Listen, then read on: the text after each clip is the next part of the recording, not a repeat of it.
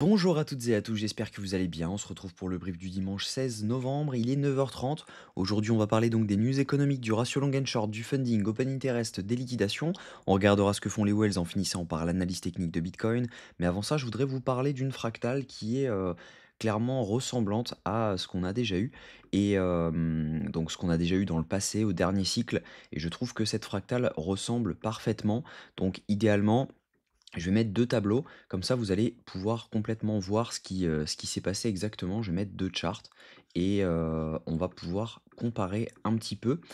Donc le but, c'est de vous montrer que, il y a certaines fois où les mouvements se passent exactement de la même façon et là c'est vraiment le cas, hein. On voit que sur Bitcoin, bah, actuellement. Donc je vais laisser à gauche ce qui se passe actuellement et je vais aller à droite sur le passé, donc en 2021. Donc c'était, donc je reste en H4, hein, bien sûr, mais je reste sur, cette zone-ci et le but, c'est vraiment de vous montrer les comparaisons de choses qui se sont passées en 2021 pour que vous puissiez imaginer la suite. Donc actuellement, ce qu'on voit sur Bitcoin, c'est donc actuellement, hein, je vais sur la charte actuelle de nos jours, je vois que, bon, bah, là, on a fait une prise de liquidité juste ici, au-dessus de la TH, puis une deuxième prise de liquidité. Des fois qu'on avait encore des longues qui étaient en jeu, on fait une deuxième prise de liquidité. La dernière fois, on fait prise de liquidité au-dessus de la TH, donc c'était 20 octobre 2021, donc juste là, hop, prise de liquidité au-dessus de la TH. Des fois qu'il y a encore des gens qui shortent, bah, tout simplement on les ressort une deuxième fois, comme on avait fait ici. Derrière, ce qu'on voit, c'est que, bah, les cycles étaient un petit peu plus longs avant, hein, donc il y avait moins de volume et cetera. Mais ce qu'on voit, c'est qu'on fait une grosse mèche de liquidité juste ici en passant de 57 000 $ à 41 000 $. On fait notre grosse mèche de liquidité en passant de 121 000 $ à 100 000 $. Donc c'est pas exactement le même move en termes de capitalisation et cetera, mais vous voyez que, bah, c'est ressemblant quand même, on fait notre mèche de liquidité. Ensuite, ce qu'on fait, c'est que, bah, tout simplement, on range. OK, donc là, on range, tac, tac, tac, tac, tac. Qu'est-ce qu'on fait ensuite? On vient prendre la liquidité juste au-dessus et derrière, on repart. Qu'est-ce qu'on fait ici? On vient prendre la liquidité juste au-dessus. Je vais même retirer mes indicateurs pour que vous voyez bien les prises de liquidité. Donc là, on vient prendre la liquidité juste au-dessus et on repart. On vient faire un nouveau plus bas en dessous de la mèche. On vient faire un nouveau plus bas en dessous de la mèche. Parfaitement, hein, vous le voyez clairement juste ici et juste ici. Même chose. Donc, on fait un plus bas, on fait un plus bas, on vient liquider juste au-dessus de cette petite accumulation ici, on vient liquider juste au-dessus de cette petite liquidation ici, donc juste en faisant cette mèche-ci, ok.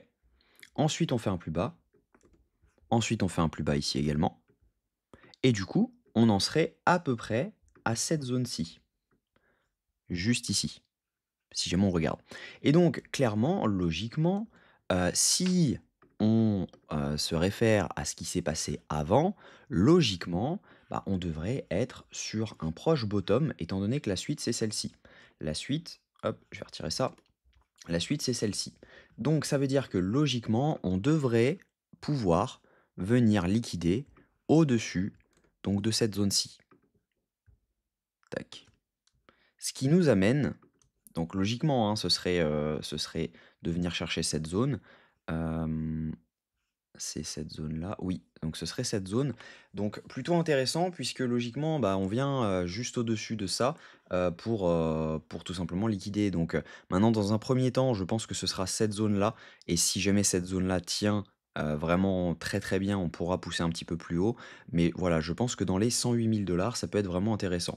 Donc si jamais on regarde 108 000 $, maintenant, donc le but c'est de venir chercher cette zone pour ensuite, donc logiquement, le mouvement qu'on devrait faire, ça serait celui-ci dans lequel on vient dans la nuit faire un nouveau plus bas, on repasse au-dessus, donc là on sort tous les longs du week-end, tous les gens qui ont cherché à long, etc. On les sort en faisant un plus bas. Ensuite, on fait un changement de tendance très rapide sur lequel personne n'a le temps de rentrer. On va rapidement à 108 000 $. Tout le monde se dit, ok, c'est un changement de tendance, on peut vraiment aller beaucoup plus haut. On recte tout le monde. Ensuite, on fait une accumulation.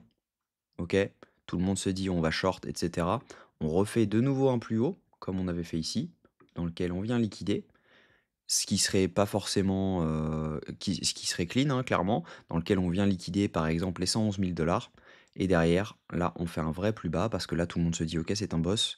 On a eu notre changement de tendance, notre break of structure, quand ça revient en zone OTE jeu longue et finalement, on part complètement beaucoup plus bas et donc ça, c'est un scénario qui est largement possible. On a quand même une belle fractale d'un début de cycle baissier sur Bitcoin, donc c'est une théorie à avoir en tête. Il faut simplement l'avoir en tête, ne pas forcément s'y fier à 100, mais voilà, je trouvais qu'il y avait quand même pas mal de ressemblances sur lesquelles on pouvait en discuter et on pouvait, tout simplement échanger dessus. Donc n'hésitez pas à mettre votre avis en commentaire, ce que vous en pensez de cette fractale, mais je trouve qu'elle est plutôt très, très clean.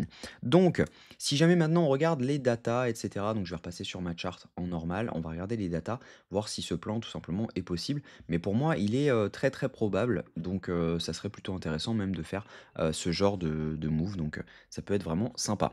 Au niveau news économique, la semaine prochaine, faites attention, on a les résultats Nvidia mercredi après la fermeture. Au niveau calendrier économique, on va être servi également la semaine prochaine, donc cette semaine. On va avoir donc la minute de la Fed à 20 h mercredi. On aura également l'indice manufacturier de la Fed de Philadelphie à 14 h 30 jeudi, ainsi que les ventes de logements existants. On aura surtout le PMI manufacturier et le PMI service à 15 h 45 vendredi. Donc on risque d'avoir pas mal de mouvements la semaine prochaine liés aux news. Et on aura également des news économiques qui ne sont pas sorties liées au shutdown qu'on avait aux États-Unis, qui vont sortir progressivement. Et ça, on n'a pas vraiment de visu sur les dates dont elles vont sortir. Donc ce sera un peu une surprise et ça risque de faire bouger pas mal les marchés, donc faites attention à ça.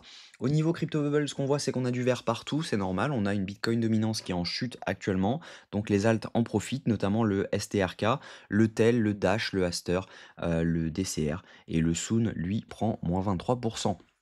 Au niveau funding open interest, ce qu'on voit, c'est que on a actuellement majoritairement des longues qui sont en train de s'ouvrir. Donc si on regarde et qu'on zoome un petit peu, on voit donc clairement que ici, ce sont des longues qui se sont ouverts. On voit une hausse de l'open interest avec une hausse des funding, ce qui veut dire que c'est des longues qui s'ouvrent. Si on regarde ici, ce sont des shorts qui se ferment, puisqu'on voit une fermeture de position, donc l'open interest en chute avec une hausse de l'open interest. Et derrière, ce qu'on voit, c'est que ce sont des shorts qui sont en train de commencer à s'ouvrir.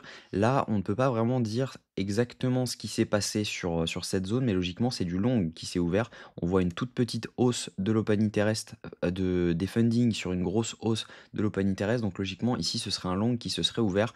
Donc peut-être un insider à voir. Mais en tout cas, voilà, il n'y a pas forcément d'éléments actuellement pour dire que on va être, on va être complètement haussier. C'est plutôt, à mon avis, une correction à venir, étant donné qu'on a beaucoup de longues qui s'ouvrent. Quand on regarde juste ici, même chose, on avait une hausse de l'open interest avec une hausse des funding. Ici, on avait juste une hausse de l'open interest avec une baisse des fundings, ce qui veut dire que ici, logiquement, on les a sortis déjà en faisant ce mouvement. Si jamais on vient là, logiquement, on les sortira, donc au 97 350.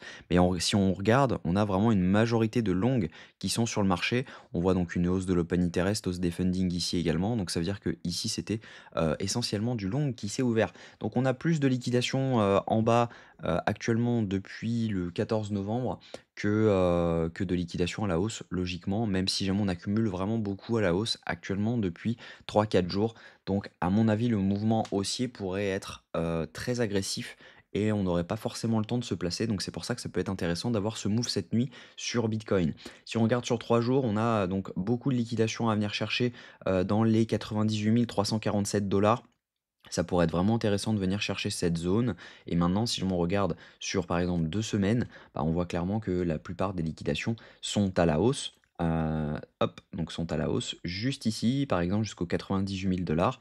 Et on a quand même des beaux clusters de liquidité juste au-dessus. Mais voilà, si on regarde sur 24 heures, faites quand même attention. On a quand même pas mal de liquidations à venir prendre en dessous, notamment jusqu'aux 94 577 dollars. Ça pourrait être intéressant de venir chercher cette zone. Et sur 48 heures, je vais regarder parce qu'il me semble qu'on a quand même un beau cluster à venir prendre juste ici aux 94 000, aux 93 422 dollars. Donc ça serait intéressant.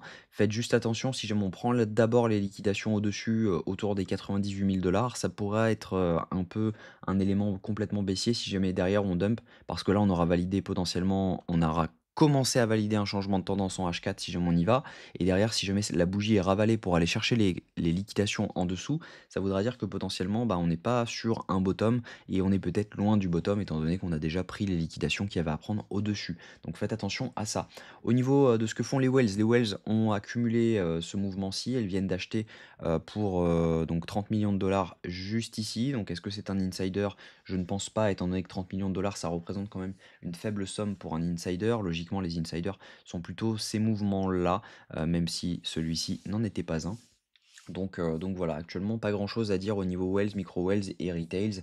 Les Wells et Retails n'accumulent pas forcément, ils sont dans l'indécision totale, les Wells également. C'est rare de voir des mouvements comme celui-ci. Donc à peu près toutes les classes de portefeuille sont perdues. Donc ça c'est plutôt intéressant comme data. On regardera ensuite ce qui peut se passer historiquement quand les portefeuilles sont perdus. On verra ce qui se passe par la suite. Donc techniquement, ce que je pense, c'est que on a, donc une chance d'avoir un dump cette nuit pour venir faire un dernier lot. Ce qui serait vraiment intéressant, c'est de pas du tout prendre les liquidations qu'on a juste au-dessus parce qu'en faisant, ce mouvement baissier, bah, logiquement, on attire, beaucoup plus de liquidités et derrière, on pourrait faire un mouvement vraiment agressif haussier demain, logiquement, étant donné que la fractale, c'était un samedi également. Samedi, dimanche, on a dump dans la nuit de dimanche à lundi sur l'Asian. Le dump s'est arrêté à 9 heures du matin et derrière on est reparti à 9 heures, donc vraiment de façon très forte. Donc ce serait vraiment intéressant de voir ce genre de mouvement se concrétiser. Personnellement, je pense que si jamais je vois cette nuit qu'on fait un mouvement baissier dans lequel on est là-dessus et que c'est ravalé automatiquement, mais que c'est juste une mèche, je pense que je me placerai avec un stop loss un petit peu en dessous de la mèche, voire en dessous des liquidations. Et je pense que ça peut être vraiment intéressant pour venir target les 108 000 dollars, parce que le RR serait vraiment, vraiment très, très bon. Donc clairement, ça peut être une bonne idée à jouer. Maintenant, voilà, c'est pas garanti, c'est une fractale, donc on verra si jamais ça passe. Mais pour l'instant, les datas concordent avec ce plan. Donc ça peut être vraiment intéressant. Voilà, dites-moi ce que vous en pensez en commentaire, ça m'intéresse. N'hésitez pas également à vous abonner si jamais ce n'est pas encore fait. Il y a trop de personnes qui regardent les vidéos qui sont pas abonnées. Donc si vous voulez le faire, c'est avec grand plaisir. Ça booste un peu la chaîne. N'hésitez pas également à liker, ça booste la vidéo. Je vous en remercie. Et puis en tout cas, je vous souhaite un bon dimanche. On se retrouve demain à la même heure. Prenez soin de vous.